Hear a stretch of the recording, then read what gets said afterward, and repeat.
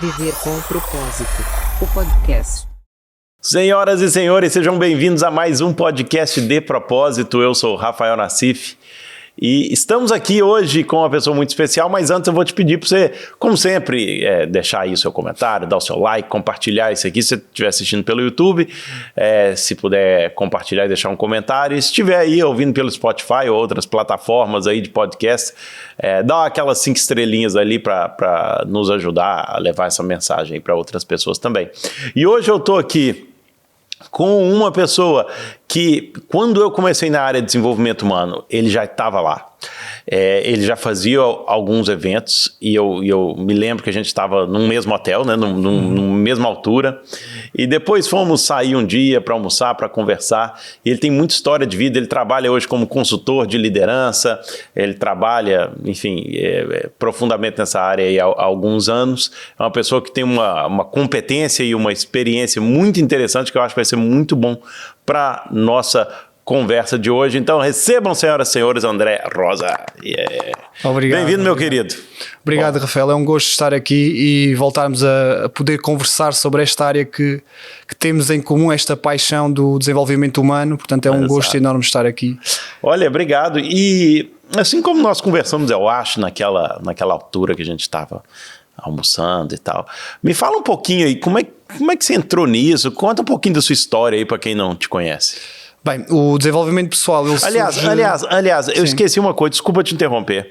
Já começamos todo atrapalhado, mas aqui no podcast é assim mesmo. É que eu começo uma pergunta, sempre as pessoas com uma pergunta. Eu quero voltar nessa da sua vida, mas eu quero te fazer uma outra pergunta hoje, que vai encaixar nessa outra, e para você faz realmente muito sentido. Para algumas pessoas, elas ficam meio assim, mas eu sei que para você vai fazer sentido essa pergunta, porque esse podcast é sobre... ele se chama De Propósito, né? Então eu gosto de falar sobre essa área de propósito, e eu quero te perguntar qual que é o seu propósito hoje, o que move o seu coração, né? O que faz o seu coração bater mais forte, qual que é o propósito do André hoje, no mundo de hoje? Eu acredito que nós, portanto, viemos ao mundo para poder construir algo que para nós faça sentido, e eu acredito que para construirmos esse algo é preciso nós termos capacidade de liderar. E daí este tema que eu tenho desenvolvido ao longo dos últimos anos. E quando eu falo de liderar, não é a liderança dos outros, é primeiro que tudo a liderança de mim mesmo. Não é? Há uma frase muito, muito gira do Robin Sharma que ele diz que para liderarmos os outros, primeiro precisamos de nos liderar a nós mesmos. E esta é a minha missão, é a minha visão, é eu poder passar esta mensagem para todas as pessoas. E liderança pessoal, não tem necessariamente a ver com eu ter que ser responsável de uma empresa, eu ter que ser responsável de uma grande equipa. Basta simplesmente eu pensar que todos os dias eu posso liderar as minhas decisões, ou seja, eu posso decidir o que é que eu quero fazer diariamente. Eu posso decidir qual é o entusiasmo ou a falta dele que eu coloco nas coisas. Portanto, essa liderança pessoal, esta forma de ver a vida é realmente aquilo que eu acredito que é a minha missão, porque sempre que eu estou a conversar com alguém, a minha conversa vai sempre parar aqui. Dizer assim, olha, estás a fazer a tua parte, olha, estás a focar-te naquilo que depende de ti, olha, estás a tentar colocar o entusiasmo que dizes que não tens no teu trabalho. Portanto, deixar sempre do nosso lado alguma responsabilidade para conseguirmos de certa forma mudar as coisas. Portanto, no fundo é isto que me move, é este o propósito, e é isso que eu tento fazer todos os dias, seja no trabalho, seja na minha vida pessoal, seja com amigos. Portanto, no fundo é este o meu propósito. Maravilha, sensacional. Então, para você chegar aí, agora vamos voltar na primeira pergunta, que é, hoje você está com esse tema da liderança, você está trabalhando isso nas pessoas e para que as pessoas possam trabalhar nelas mesmas e etc. Mas, para chegar aí nesse ponto, conta um pouquinho da sua história aqui para nós, para eu te conhecer melhor, para as pessoas aqui te conhecerem melhor. Eu tinha aqui o sonho ao contrário, que era, eu queria ser um grande líder. Ou seja, eu estava muito focado no aspecto externo da coisa. Portanto, eu quero liderar equipas, eu imagino com muitas equipas, com negócios, com muito sucesso. E depois comecei a perceber que havia lacunas internas que eu precisava de trabalhar para poder liderar essas equipas, essas pessoas e esses negócios. E foi aí que eu entrei no mundo do desenvolvimento pessoal. E porquê é que estas lacunas existiam aqui? Porque eu tive, na minha infância, situações mais exigentes, portanto, um contexto se calhar menos favorável para eu poder ter estes negócios, estas equipas, estas pessoas, este sucesso. Portanto, estas coisas todas que eu procurava fora de mim, eu procurei primeiro essas coisas fora porque eu dentro não sentia que tinha isso. Portanto, eu não sentia que tinha sucesso interno, digamos assim, sucesso interior, então eu estava à procura desse sucesso fora de mim. E foi aí que eu me deparei com o mundo do desenvolvimento pessoal. Eu comecei a ler coisas sobre desenvolvimento pessoal, eu comecei-me a interessar sobre aquilo, eu comecei a perceber assim, bem, se calhar se eu começar a perceber um bocadinho melhor como é que eu funciono, porque é que eu tenho dificuldades com determinadas pessoas, porque é que eu tenho necessidade de mostrar determinadas coisas que às vezes nem fazem sentido. Se eu começar a dominar estas coisas, talvez seja mais fácil para mim eu depois poder atingir os resultados lá fora. E foi aí que eu entrei no mundo do desenvolvimento pessoal, através de um trabalho de autoconhecimento. Mas você fazia o que antes? Assim, Ou seja, eu quando começo a trabalhar, eu tenho como área de formação a licenciatura em desporto. Portanto, em termos, falando da parte profissional, licenciatura em desporto, depois fiz um mestrado em gestão de recursos humanos com uma especialização em liderança. Quando eu começo a trabalhar, eu comecei a trabalhar como personal trainer. Eu emigrei para a Suíça aos 21 anos. Mas antes desta imigração há toda a história por trás, não é? E essa história por trás foi o quê? Eu nasci e vivi até aos 21 anos num bairro problemático. Ou seja, um bairro em Beja, no interior do nosso país. Nasceu em Beja? Sim, em Beja. No interior do nosso país. O bairro chama-se Bairro da Esperança. O nome é Bairro da Esperança. Antes era Bairro da Boa Esperança, mas é oficialmente conhecido pelas pessoas da cidade de Beja como o Carmo Velho. É o nome que dão ao bairro. E quando nós estamos neste contexto, às vezes não percebemos o impacto que isso tem na nossa vida. E o que é que acontecia na minha infância? O facto de eu ser do Carmo Velho não era, olha, o André Rosa dizer, olha, é o tipo do Carmo Velho. Não é? E então as pessoas do Carmo Velho têm muito, ou seja, as pessoas da cidade têm uma imagem negativa das pessoas do Carmo Velho, aqui do bairro da Esperança. Então você já nasce ali sendo subjugado assim, né? Sim. A questão do julgamento para mim esteve sempre muito presente desde tenra idade. Que coisa, hein? Eu lembro-me do aniversário que eu tive, eu devia ter para aí, sei lá, 7 anos, 8 anos, e eu convidei os coleguinhas da minha escola, não é? E na altura lembro-me que apareceu um colega. Eu andava na escola primária na cidade. Havia uma escola primária no bairro, mas eu não sei porquê, acho que foi os meus pais que decidiram eu portanto, estar na primária nessa escola da cidade. E o que é que aconteceu? Nesse meu aniversário, com 7, 8 anos, apareceu uma pessoa. Apareceu uma pessoa. E eu lembro-me disso, não é? Ou seja, hoje em dia, enquanto adulto, eu percebo, os pais se calhar queriam proteger os filhos, os pais se calhar tinham receio que os filhos fossem para o bairro. N explicações que eu posso encontrar racionalmente. Mas na altura, para uma criança de 7 anos, 8 anos, aquilo é do género, estamos a ser rejeitados. Há aquele sentimento de abandono. Porque o aniversário era na sua casa. Era. E aí você chamou... Pô, e Beja, eu conheço Beja, para quem chega de fora, é uma cidade...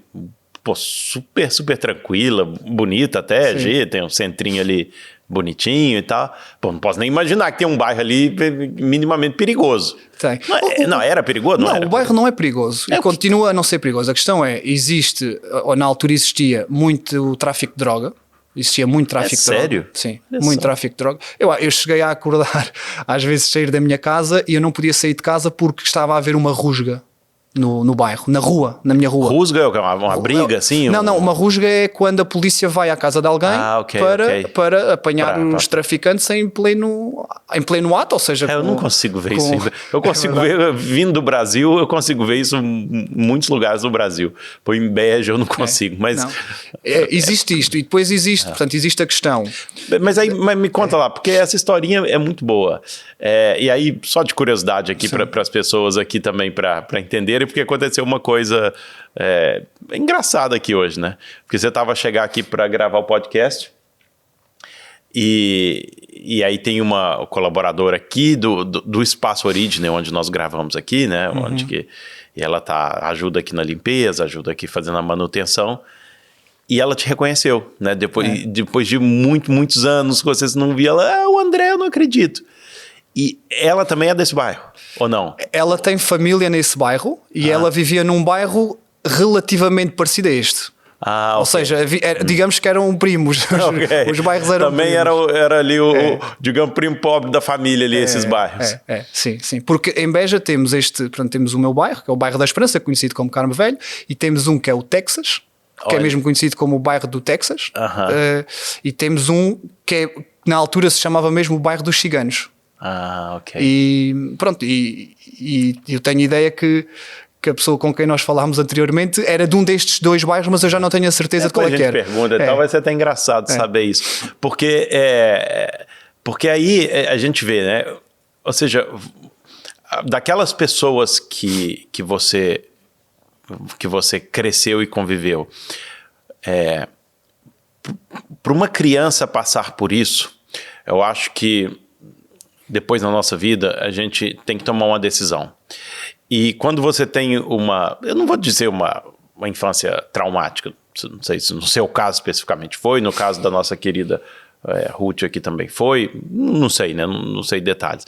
Mas tem algum momento da nossa vida que nós temos que tomar decisões, né? Ou aquilo ali, ou aquela festinha de aniversário vai te jogar para baixo, ou ela vai te dar força para que você seja diferente e você cresça, né? Sim. Então, no meu caso, ao olhar para ti, me parece que te deu força. Mas você falou que teve colegas ali que também hoje estão presos, né? Então, como é que você vê essa transição? Assim, você estava lá 7, 8 anos, veio uma pessoa no seu aniversário. Como é que foi isso assim para ti? Não, na altura ou seja, houve um sentimento de abandono, não é? Um sentimento de não tenho amigos, um sentimento de as pessoas não gostam de mim, um sentimento de não estar a perceber o que é que estava ali a acontecer. Mas pronto, depois associava sempre aquilo ao facto de, ok, se eu sou aqui do Carmo Velho, é normal as pessoas não quererem estar com as pessoas daqui, não é? E portanto o que acontecia bastante, até mesmo na cidade, não é? Porque eu jogava futebol e até tinha algum talento para o futebol. E isso acabava por ser, digamos, eu no bairro era visto como o Betinho, porque se dava com as pessoas da cidade, porque eu jogava futebol na cidade, e para os da cidade eu era o tipo do Carmo Velho. Não. Então acontecia muitas vezes, às vezes naquelas coisas de jovens, da briga, os do bairro queriam bater-nos da cidade e não sei o quê, acabava por ser sempre ali o mediador, porque eu conhecia as duas partes, não é? E hoje em dia, quando eu vou a Beja, eu conheço as pessoas do meu bairro e dou-me bastante bem com elas, e conheço as pessoas da cidade e dou-me bastante bem com elas, e por norma isto não é tão comum. Por norma as pessoas do bairro ficam no bairro, as pessoas da cidade não se estão com as do bairro, e aquilo acaba por haver aqui uma separação, não é? E nessa reflexão que me estavas a dizer de isto poder levar para baixo ou levar para outros resultados, eu quando estudava o desenvolvimento pessoal ainda de uma forma muito superficial, hoje em dia posso dizer isso, eu tinha muita ideia errada, e vejo pessoas do setor a falar sobre isso, e parece-me que eles ainda não foram à parte mais profunda da questão do desenvolvimento humano, que é a nossa vida não depende apenas das nossas ações. Os nossos resultados não dependem só das nossas ações. Isso estaríamos a colocar a vida num patamar bastante simples, uma equação simples. Claro. Se eu fizer isto, eu vou ter aquilo. Se eu fizer aquilo, eu vou ter o outro. E na verdade isso não existe. Existe um fator sorte, existe um fator... Eu não consigo racionalmente dizer o que é que me fez mudar e o que é que me fez ter os resultados que eu tenho, porque eu também conheço boa gente que possivelmente também queria sair daquela situação e que possivelmente também colocou em ação algumas ações e não conseguiu sair de lá. Portanto, a vida tem um fator sorte associado. A vida tem um fator, a pessoa que eu conheci, o timing, a situação, o dia, sei lá. Há um conjunto de variáveis muito grandes à volta para nós acharmos que só as nossas ações é que nos vão trazer resultados. E hoje em dia fala-se também muito na questão da saúde mental. Hoje em dia nós comparamos-nos de uma forma desumana. com as redes sociais, hoje em dia nós já não nos comparamos ao vizinho. Hoje em dia, se eu perguntar, olha, qual é o teu corpo de sonho? As pessoas não vão dizer, é o que o do meu vizinho, o tipo até está ali em forma. Não, é o Cristiano Ronaldo, é Beyoncé. Tá ali, né? Portanto, estamos a comparar-nos com o mundo inteiro. Nós estamos sendo expostos a um nível de perfeição ali. Sim, e isto acaba por ser bastante injusto, não é? Até para nós que estamos a fazer esta comparação automática, é inato ao ser humano. Claro. E isto para chegar a que parte? Que para as pessoas que nos podem estar a ouvir e que não estão a ter os resultados que querem, mas que acreditam estarem a fazer o necessário, continuem. A verdade é, continuem, mas ao mesmo tempo não se maltratem, digamos assim, com as vossas ideias que eu não sou boa, ou isto não é para mim, não vai dar, e as coisas nunca funcionam bem, porque na verdade há variáveis que nós não controlamos no meio do processo. Não controlamos, quer dizer, eu posso dizer, eu tive sorte de conhecer o Rafael. Tivemos no mesmo hotel, aconteceu, isto podia nunca ter acontecido. E se esta questão foi de pura sorte, não foi porque eu preparei e visualizei e quis muito que aquilo acontecesse. Foi sorte. Ponto. Foi sorte. E a partir daí, nós conhecemos. A partir daí, criámos uma relação. E se calhar há pessoas que podem pensar assim, eu gostava de me dar com o Rafael, ter uma relação com o Rafael. E podem até estar a querer fazer com que as coisas aconteçam nessa direção e podem consegui-lo. Mas se olharmos para esta questão de estarmos aqui hoje, foi pura sorte. Foi pura sorte. Não foi porque só as ações é que contaram, não é? Claro. Foi pura sorte. E isto acontece também na nossa vida e nos resultados, nas pessoas que vão aparecendo à nossa frente. E eu acredito nisso. E antigamente achava, está tudo dependente de mim. Não é verdade. Porque não está tudo dependente de nós. Não, isso é grande verdade, isso que você está a dizer.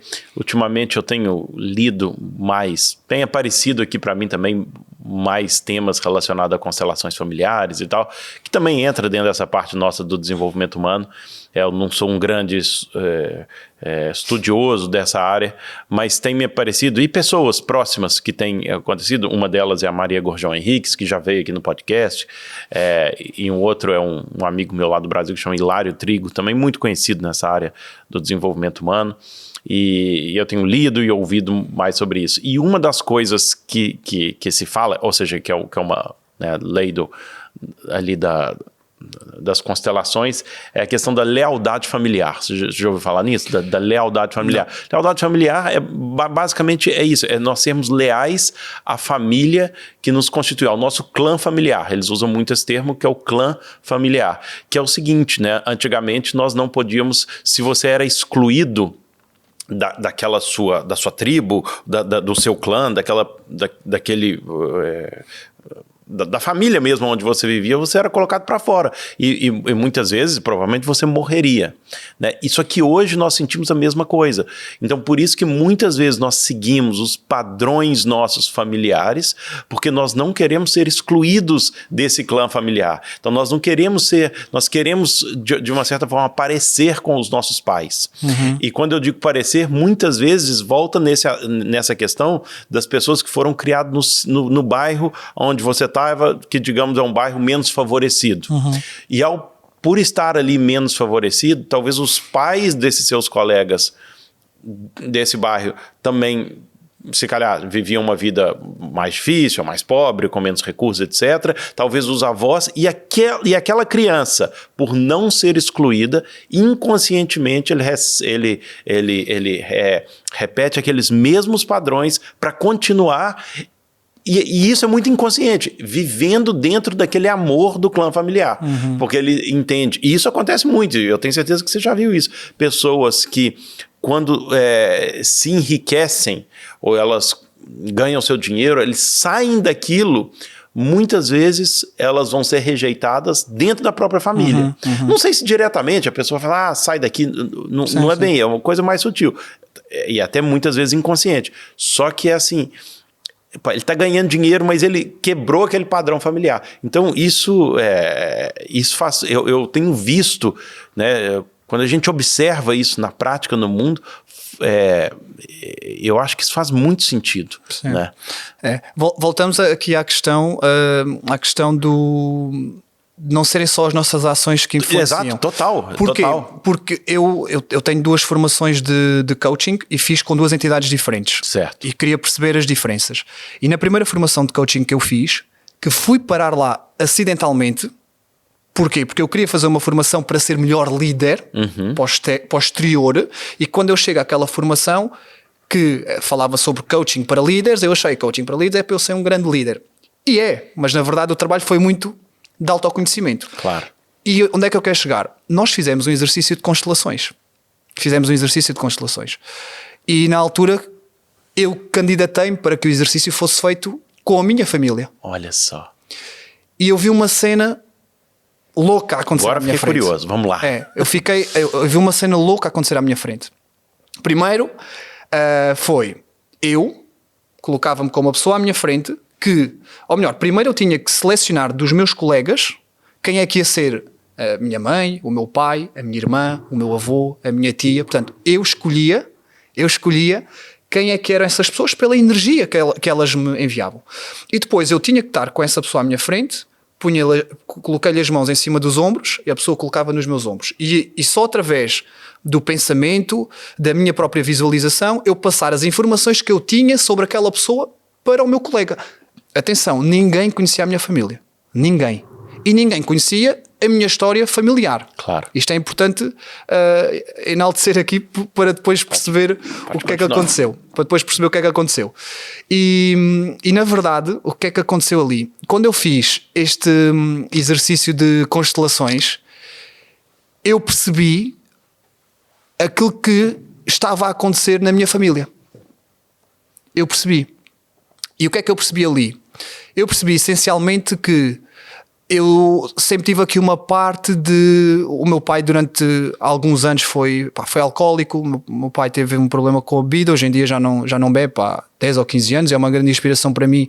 Quando eu leio livros sobre mudança de hábitos, eu digo assim, o que aqui está não é nada disto, porque o meu pai deixou de beber assim, decidiu e acabou. É mesmo, acabou. Da noite pro dia decidiu. Ele tomou uma decisão, nunca mais bebeu. Nunca mais. Uau. Nunca mais. E fumar foi a mesma coisa. Fumava 3 maços por dia. Uau. Por dia. Portanto, ou seja, é aquela situação que nós dizemos, bem, estive a aprender isto, mas agora olho para esta situação e não tem nada a ver com o que aprendi. E o que é que eu percebi naquela altura do exercício das constelações? Percebi o quão abandonado o meu pai se sentiu na infância. Uau, olha, até arrepio. Foi uma cena... Sensacional. Ninguém sabia daquilo.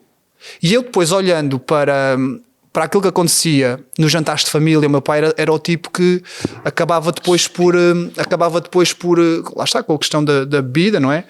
Também influenciado por isso, acabávamos depois por haver ali conflitos nos jantares de Natal, aquelas coisas que às vezes nós acreditamos que não acontecem, mas acontecem. E eu era miúdo, ou seja, enquanto miúdo aquilo criava ali também muita... Eu sempre vivi muito com medo, ou seja, quando é que vai voltar a haver uma discussão? Quando é que vão voltar outra vez a ter um conflito? Eu vivia muito aí. E quando fizemos esse exercício das constelações, eu percebi realmente que o meu pai sentiu muito abandono.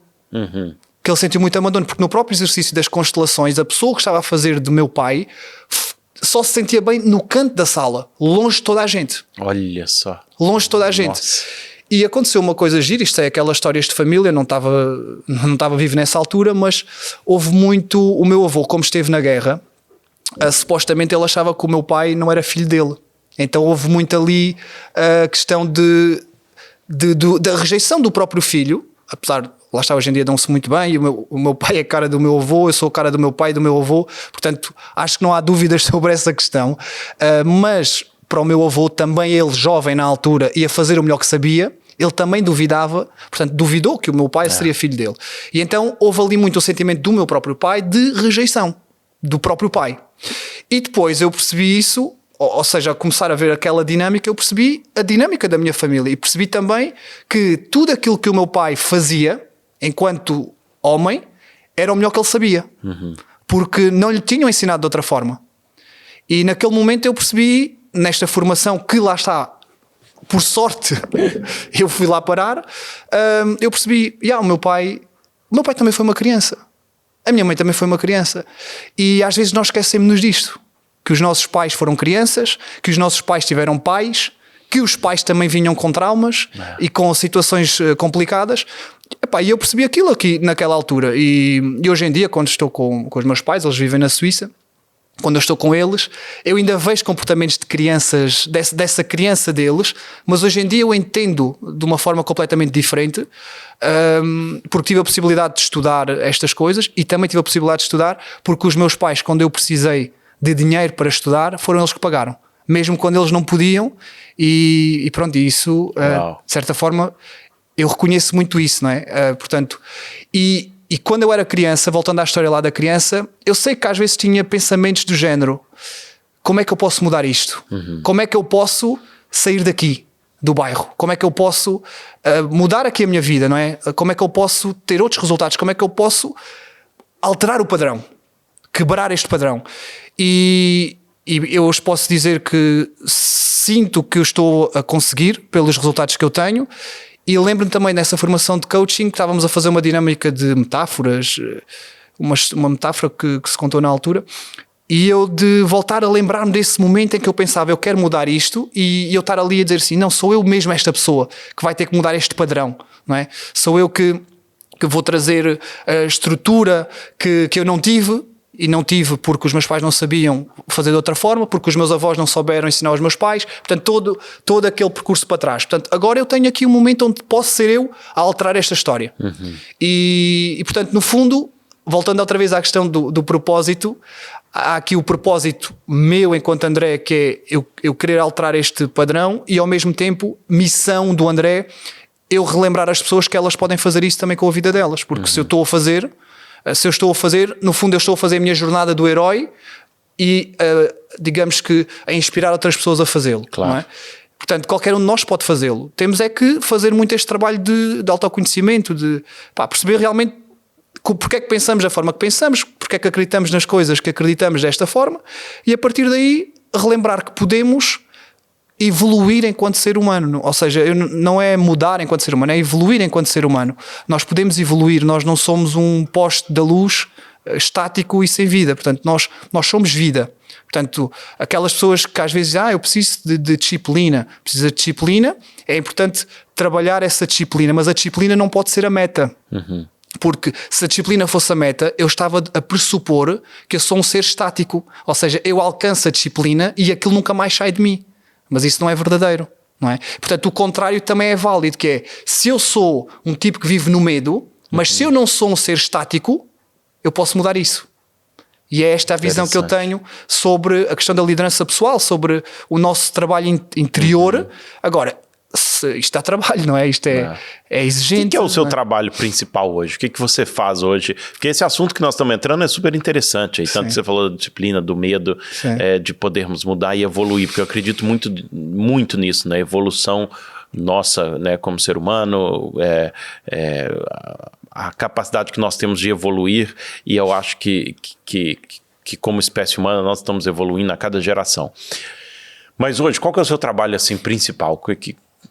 Você atua onde hoje? Hoje em dia eu trabalho com pessoas que pretendem alcançar objetivos, mas estas pessoas estão mais ligadas à parte de objetivos em termos de negócio, portanto das empresas e tudo mais. Ou seja, elas vêm à minha procura com o objetivo de melhorar esses resultados. Só que depois nós vamos sempre para a viagem, que é esta viagem do autoconhecimento, da liderança pessoal. Portanto, eu trabalho com pessoas do ponto de vista 1 para 1, trabalho com alguns atletas de futebol profissionais, com alguns treinadores de futebol profissional, tendo em conta o meu know-how da parte desportiva, mas também trabalho com, vamos chamar, o ser comum que não está nestas áreas, mas que quer desenvolver-se nesse sentido. Também dou formação de desenvolvimento pessoal para líderes, portanto este também é um dos trabalhos que eu faço. Lidero equipas comerciais no setor imobiliário, porque também é uma área que eu gosto, e também faço investimentos no setor imobiliário quando o negócio me parece interessante e quando eu quero entrar no negócio. E isto também é interessante porque até algum tempo atrás, e na altura nós falámos sobre isso naquele almoço que tivemos, fazia-me um bocado de confusão eu querer fazer negócios com imóveis e ao mesmo tempo eu querer estar no setor, no mundo do desenvolvimento pessoal. Parecia que aquilo não era possível, porque eu estava a ter uma mentalidade fixa. Ou sou uma coisa ou sou outra coisa. E voltamos à história que eu estava a contar há pouco. Nós somos dinâmicos, não é? Portanto, eu posso ter agora uma fase da minha vida onde eu posso decidir que quero ser só uma coisa durante aquele período. Mas nós nunca somos só uma coisa, não é? Temos vida, somos influenciados pelas coisas, por um livro que lemos, por uma conversa que temos. Portanto, não nos podemos também prender muito a estas ideias do tudo ou nada, ou sou isto ou sou aquilo, porque isso acho que é uma visão muito limitada que colocamos sobre nós e que lá está, eu também fui escravo disso e às vezes volto a ter os meus dramas interiores de o que é que eu quero, para onde é que eu vou, o que é que eu estou aqui a fazer. Há sempre esta questão, mas aí eu lembro-me, tu és um ser dinâmico, portanto é normal isso estar a acontecer. Chegaste aqui e agora és assim e vais ser assim sempre e já estás certo de tudo. Portanto, é este o trabalho que eu tenho vindo a desenvolver, portanto, do ponto de vista de desenvolvimento humano e também do ponto de vista de negócios, porque são duas áreas que eu gosto e onde eu gosto de estar. Eu acho que essas áreas também, elas necessariamente, eu acho que nós como ser humano, nós não somos pedaços de pizza, né? Que nós somos isso ou somos aquilo, é o que você estava a dizer. Eu acho que se complementa. Eu, por exemplo, com o Instituto Viver com Propósito, né, tem esse espaço aqui, o Origina, que nós alugamos para outras coisas, tem o podcast aqui, e recentemente entrei numa outra aventura, digamos assim, que abriu o meu próprio clube de fitboxing, uma espécie de boxe. Então, que tá em construção nesse momento, vai abrir... Quer vir treinar. Porque eu quero vir treinar nesse fitboxing. Bora treinar, vai ser no Restelo. O primeiro vai ser no Restelo, é uma franquia que chama Brooklyn Fitboxing. O primeiro vai ser ali no Restelo, mas depois eu quero abrir outros aqui em Portugal. Porque isso foi uma coisa que marcou minha vida, que fez sentido numa época da minha vida. Eu comecei a treinar, gostei muito, fiquei viciado nessa coisa. Falei, pai, eu vou abrir também. E aí, tô abrindo e a partir daí abro outro. E eu sinto que isso também faz parte do processo, né? Do meu próprio processo também de crescimento e de desenvolvimento humano. Porque ali vão estar pessoas com quem eu vou conversar, com quem eu vou conhecer. E é aquilo que você falou, que eu acredito muito nisso. Você deu o nome de sorte e as pessoas podem dar o nome que quiser, o universo conspirando, sei lá o que é. Mas... sorte é um nome bom, é Deus abençoando, não sei, cada um pode criar o nome que quiser. Só que eu tenho certeza que provavelmente ali nesse fitboxing vão me aparecer pessoas interessantes pelo caminho, qual eu vou conhecer, que provavelmente eu vou trazer aqui no podcast, que vão se tornar amigas, que vão... Ou seja, e nem aconteceu ainda. Mas é porque eu também acredito que a gente tem que se colocar no caminho, né, para que as coisas aconteçam, né? Se colocar... Você está aqui hoje, porque há um tempo nós conversamos, mas porque outro dia, do nada, você me mandou um recado, né? Que eu já nem lembro o que era o recado, era para quê? Não, era para fazermos uma live. Para fazermos uma live, exatamente. Sim, e eu falei, live nesse momento não estou a fazer live. Sim, temos que provocar a coisa, não é? Exatamente. Temos que provocar a coisa. Eu falei, live não estou fazendo, mas vem aqui no podcast, vamos conversar, vamos bater um papo e etc e tal. Sim. E é isso, e é isso, esse negócio de provocar coisas. Você tem que jogar pedrinha no mar para fazer as ondinhas, né? E as ondinhas vão fazendo. Ô André, e aspirações para o futuro? Como é que você se vê aqui?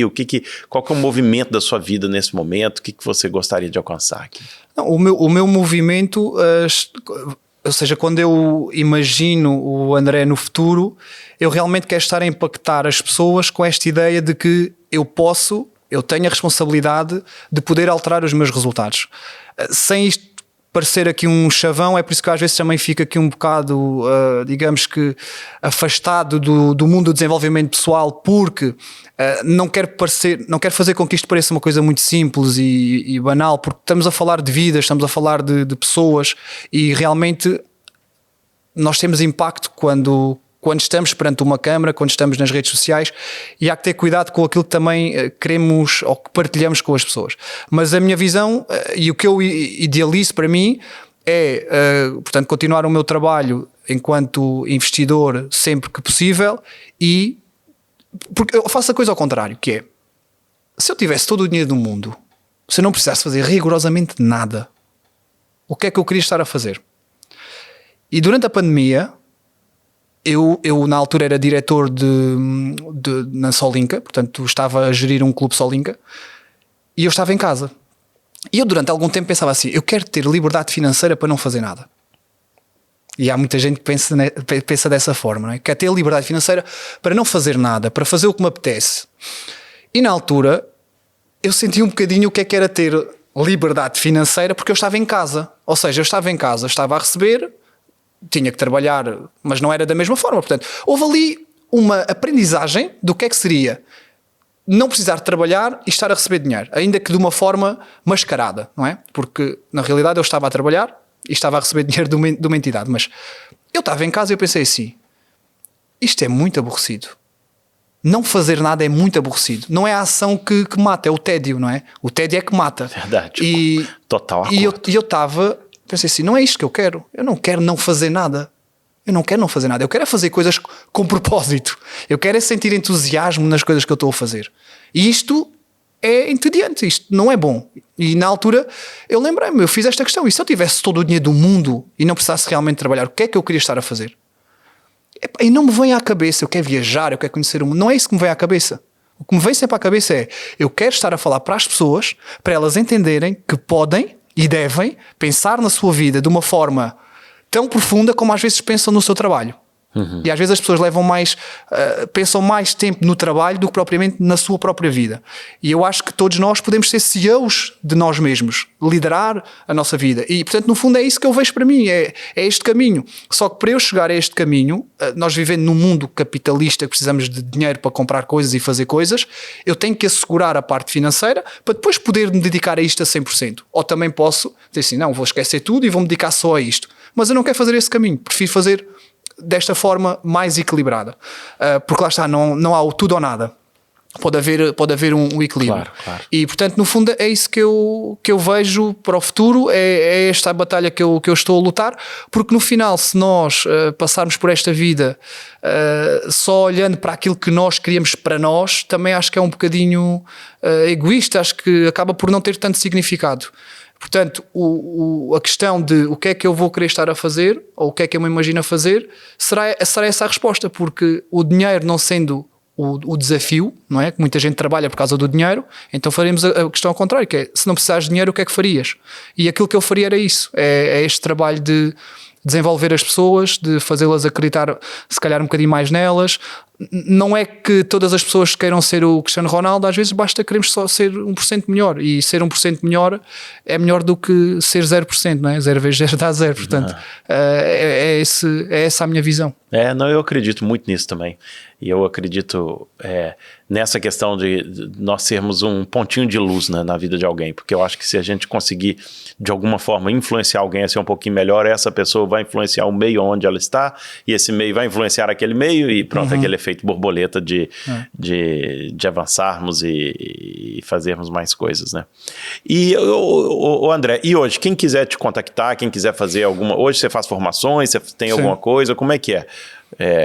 Para as pessoas aí que queiram redes conhecer sociais, mais o seu trabalho. eu tenho alguma presença nas redes sociais, no Instagram, portanto o meu Instagram é o arrobinha, não é? @andré.rosa22, portanto este é o meu Instagram, e através do Instagram conseguem, se precisarem de algum deste trabalho de consultadoria, de liderança, de quererem desenvolver algum objetivo e de fazerem este trabalho de forma individual, podem entrar em contacto direto através das redes sociais. Se forem uma empresa que precisam de formação nesta área, também podem entrar em contacto direto nas redes sociais. Para não estar agora também aqui a passar o e-mail, pode ser mais complexo. Portanto, acho que pelo Insta é mais você responde as pessoas ali, as pessoas te mandam recado e etc e tal. E é isso. E alguma última mensagem que você queira deixar aí para as pessoas, uma última inspiração aí que você gostaria de dizer? Eu voltaria se calhar a reforçar esta ideia de que nós, mesmo estando a fazer aquilo que é suposto, por vezes o resultado ainda não é aquele que nós estamos à procura, não é? E quando começamos algo novo, começamos sempre com aquela motivação, porque acreditamos que aquilo faz sentido para nós, então estamos motivados de uma forma intrínseca, natural, porque é um projeto novo que temos para nós. Só que acontece uma situação sempre no percurso que é, vai haver um momento onde a situação vai ficar difícil. Independentemente do objetivo, vai ficar difícil. Vamos entrar no vale do desespero, vamos entrar numa fase onde tudo à nossa volta parece que não está a funcionar. E aí é quando a coisa começa a ficar difícil, não é? É quando eu ou desisto, ou arregaço as mangas e continuo a minha viagem. Portanto, aquilo que eu quero deixar como mensagem é, para quem está nesta fase, no vale do desespero, imaginem a passagem como se vocês estivessem no inferno, não é? O inferno é quente e vocês não querem ficar lá muito tempo. Portanto, têm que sair rápido, têm que correr. E, no fundo, quem está nesta fase, no vale do desespero, porque acho que são essas pessoas que precisam de ouvir a mensagem, não é quem está agora no topo, é quem está no vale do desespero. Corram daí rápido, não fiquem parados a pensar muito sobre o que é que vão fazer, o que é que não vão. Pá, sigam a ação, movimentem-se de uma forma assertiva, voltem a ter a liderança na vossa vida, voltem a tomar decisões e saiam rápido do vale do desespero. Se não souberem como sair, haverá alguém que já saiu daí. Portanto, haverá alguém que pode ajudar. Seja o Rafael, seja o André, seja o vizinho, seja o primo. Há alguém que já lá esteve.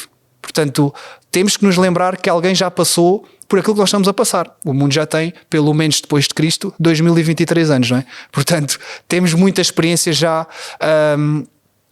exercida por muita gente. Por isso, se alguém estiver no vale do desespero neste momento, saiam daí rápido, procurem ajuda, falem com alguém, porque nós não estamos sozinhos. As pessoas não sabem que nós precisamos de ajuda, se nós não pedirmos. É verdade. Portanto, a minha mensagem é esta. Verdade, é uma mensagem muito bonita, muito profunda e muito real. É isso que você falou aí no final, as pessoas não sabem que nós precisamos de ajuda, a não ser que a gente peça essa ajuda. E eu acho que isso é mais específico para os homens ainda têm mais dificuldade, que volta até a história do seu pai. Né, que ele às vezes ficava mais isolado, só se sentia bem isolado e nós homens às vezes temos dificuldade de pedir ajuda, mas enfim, vale para todos, mulheres e homens, peçam ajuda, saiam desse vale do desespero, porque ele acaba também, né? Sim. Do mesmo jeito que ele começa, tem um momento que ele termina. André, muito obrigado. Foi um prazer ter essa conversa com você aqui, né? Mais uma vez, mais uma conversa, mais um tempo muito agradável aqui. Que você possa continuar prosperando em tudo que você fizer e que você possa levar essa mensagem tão importante e possa impactar mais e mais vidas, viu? Obrigado. Obrigado, Rafael. Valeu, pessoal. Um abraço. Obrigado por nos acompanharem aí. Espero que vocês tenham gostado dessa conversa tão boa e tão profunda em vários aspectos, que você possa pegar alguma dessas coisas que foi falada aqui pelo André e possa aplicar aí na sua vida. Nem que seja um pouquinho, uma coisa que você já aplicar, tenho certeza que já faz diferença, tá bom? Um beijo no seu coração e até a próxima. Valeu. Viver com propósito. O podcast.